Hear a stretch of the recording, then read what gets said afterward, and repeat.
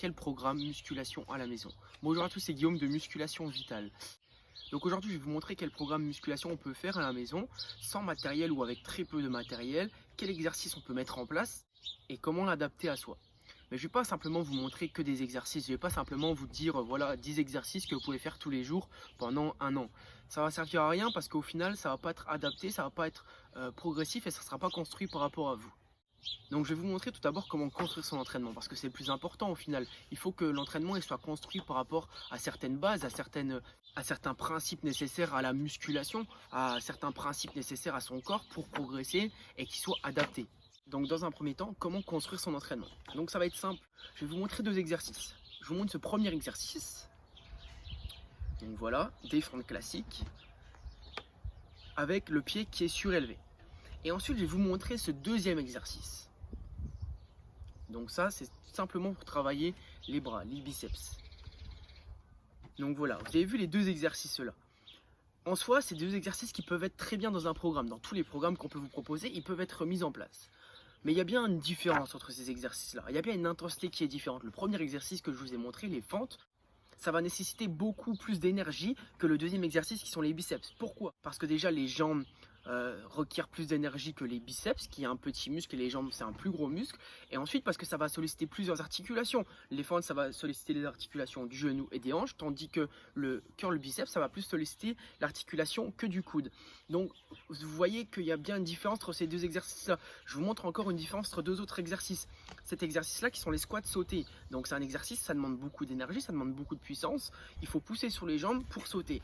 Et le deuxième exercice là qui est les dips, qui est un peu plus différent, où là on va simplement fléchir les bras, fléchir les coudes et on va pousser avec ses triceps. Donc encore une fois c'est deux exercices différents parce qu'il y en a un, les triceps qui sollicitent qu'une seule articulation, l'articulation du coude, et le premier qui est les squats sautés qui va solliciter l'articulation des chevilles, des genoux et des hanches. Donc encore une fois c'est deux intensités différentes, deux énergies requises différentes, donc il faut les mettre à un moment donné dans la séance différente. On peut pas commencer la séance par faire les biceps ou les triceps si après on finit par les fentes et les squats sur les deux exercices intenses que je vous ai montré. Donc ça il faut le savoir et ça il faut bien le prendre en cause. Les exercices les plus intenses doivent être faits au début. Pourquoi? Parce que c'est là qu'on a le plus d'énergie, c'est là où on va pouvoir donner le plus d'impact, on va pouvoir faire le plus de répétitions. Et comme on aura le plus d'énergie, on va pouvoir mettre un peu plus d'intensité dans sa séance. Donc ça, c'est important de le savoir. L'intensité de la séance, l'intensité des exercices est super important pour construire sa séance. Donc maintenant que vous savez un peu qu'il y a une petite différence sur certains exercices et qu'il y a une intensité à chaque fois différente, donc son programme d'entraînement doit être construit par rapport à l'intensité. En fait, chaque exercice a un degré d'intensité. Il y en existe des centaines comme ça, avec un degré d'intensité différent. Donc on construit sa séance du plus intense au moins intense. On va voir ensuite comment faire pour progresser. Et dans la progression, j'entends les séries, les répétitions, parce que en fait, on ne sait pas toujours quoi faire, on ne sait pas combien de séries, répétitions faire. Sur les fentes, le premier exercice que je vous ai montré, combien de répétitions il faut faire. Est-ce qu'il faut en faire 8, 12, 15, 20, 30, 5, 6? Et les biceps, pareil, est-ce qu'il faut en faire différemment? Donc moi j'aime bien pas forcément parler en termes de répétition parce que c'est pas universel et c'est encore une fois adapté à chaque personne. J'aime bien parler en termes de répétition en réserve. Donc c'est à dire que le premier exercice, on va essayer de faire des répétitions en réserve de façon qu'il nous en reste une ou deux sous la main. Donc c'est à dire que je fais les fentes comme je vous ai montré le premier exo, j'en fais 10 par exemple, et là je vais faire la 8e, la 9e et la 10e, tac, je fais la 10e. Donc je sais que la 11e aurait pu passer, mais pas plus. Si une ou deux répétitions en plus pouvaient passer, c'est que c'était la bonne charge de travail, c'est que c'était le bon exercice à la bonne intensité. Si je m'arrête à la 10e répétition sur ma fente, mais que je peux en faire encore 10 derrière, c'est que c'était trop facile et forcément pas adapté à soi. D'accord? Est-ce que vous saisissez la différence? Donc par rapport au biceps, là celui que je vous ai montré en numéro 2, et là on va essayer d'aller à l'échec musculaire. Donc par exemple on va en faire 15, on sent qu'on peut en faire encore 5 de plus, donc on va les faire 16, 17, 18, 19 et la 20e elle passe tout juste. Donc là c'est toujours en répétition en réserve. Sur les fentes on va avoir une répétition en réserve de 1 ou 2 et sur les biceps une répétition en réserve à l'échec musculaire.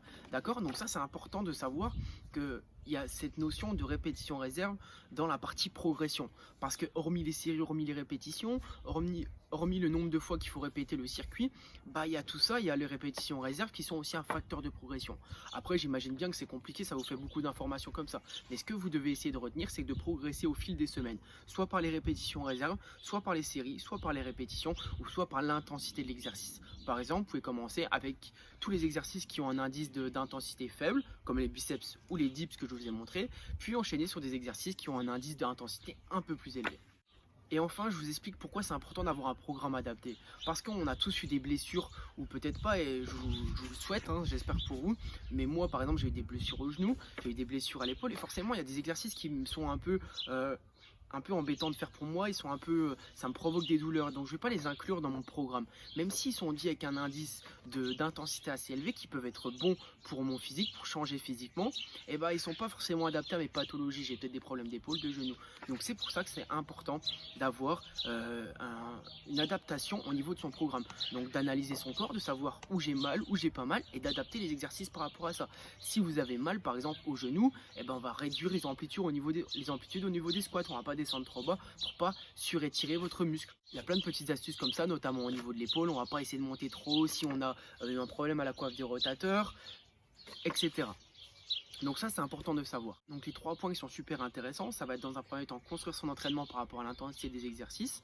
En numéro 2, ça va être la progression, donc les séries, les répétitions et les répétitions réserves. Et en numéro 3, ça va être l'adaptation. D'accord? Donc retenez bien ça c'est super important. Maintenant, si vous voulez aller plus loin, si vous avez envie d'en savoir un petit peu plus, je vous propose 2 solutions. La première solution, c'est de recevoir 4 vidéos gratuites. Vous regardez en description, c'est le premier lien. 4 vidéos gratuites, c'est pour vous, c'est gratuit, c'est cadeau. Vous regardez 4 entraînements en fait différents. Mais bon, il n'y a pas cette notion d'adaptation, il n'y a pas cette notion de progression.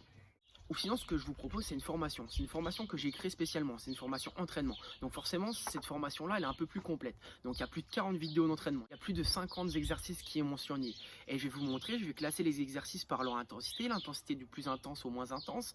Et je vais vous montrer encore comment construire son entraînement, comment l'adapter à vous. On va pousser un petit peu plus ça. Je vais vous montrer comment moi je note mes entraînements et comment je progresse. Parce que le but, c'est de progresser et de changer physiquement. Comment je prends mes mensurations et comment je quantifie ma progression justement. Donc je vous mets le deuxième lien, c'est le deuxième lien dans la description, vous pouvez regarder. C'est une formation qui est bien entendu payante parce qu'il y a plusieurs heures de contenu vidéo, plus 40 vidéos d'entraînement. C'est un prix qui est accessible à tous et qui en plus est possible d'être payé en plusieurs fois. Donc je vous laisse regarder tout ça. Si c'est tout bon pour vous, on peut en échanger en commentaire, vous pouvez marquer tout ça. Je vous souhaite une bonne journée, bonne soirée ou bonne matinée et à bientôt. C'est Guillaume de Musculation Vitale.